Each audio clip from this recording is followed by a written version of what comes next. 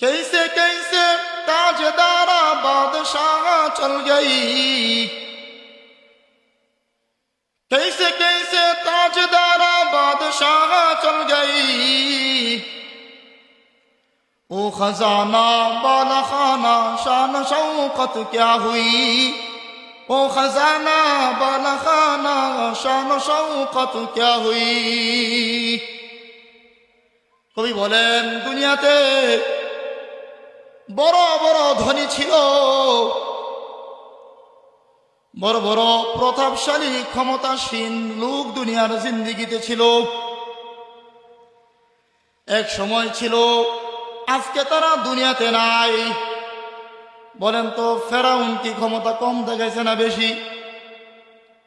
ফেরাউন নিজেকে খোদা দাবি করত। সেই ফেরাউন কি আজকা দুনিয়ার জিন্দেগিতে জীবিত আছে না মুর্দা, মৃত হয়ে গেছে? দুনিয়ার জিন্দেগিতে নমরুদ ছিল, অনেক অত্যাচার করেছে। এক সময় নমরুদ ছিল, আজকে নমরুদ নাই। এক সময় অনেক বড় বড় রাজা বাদশা অনেক দাপড় দেখাইতো, আজকে দুনিয়াতে নাই। এক সময় অনেক ক্ষমতার মালিক ছিল, আজকে ক্ষমতা নাই। বিগত 15 বছর জালেম স্বৈরাচার শাসক খুব ক্ষমতা দেখাইছে।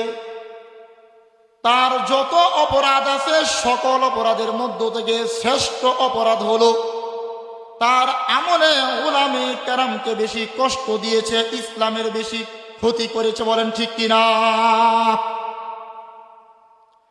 ইসলামের বেশি ক্ষতি হয়েছে, উলামে কেরামের বেশি ক্ষতি করেছে। এটা হলো তার সমস্ত অপরাধের মধ্য থেকে শ্রেষ্ঠ অপরাধ। আমি ব্যক্তিগতভাবে আমি কোন রাজনৈতিক দলের সাথে জড়িত নই, আওয়ামী লীগের সাথেও আমি জড়িত নই, বিএনপির সাথেও জড়িত নই, কোন রাজনৈতিক দলের সাথেও আমি জড়িত না।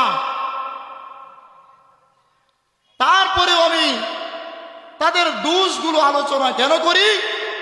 কারণ হলো রাজনৈতিক ইস্যুতে আলোচনা করি না, বরং তার দ্বারা ধর্মের ক্ষতি হয়েছে, আল্লাহর কাছে সম্মানিত উলামে কেরামের ক্ষতি হয়েছে, তাদের উপর জুলুম করেছে, এই জন্য তার বিরুদ্ধে বলি।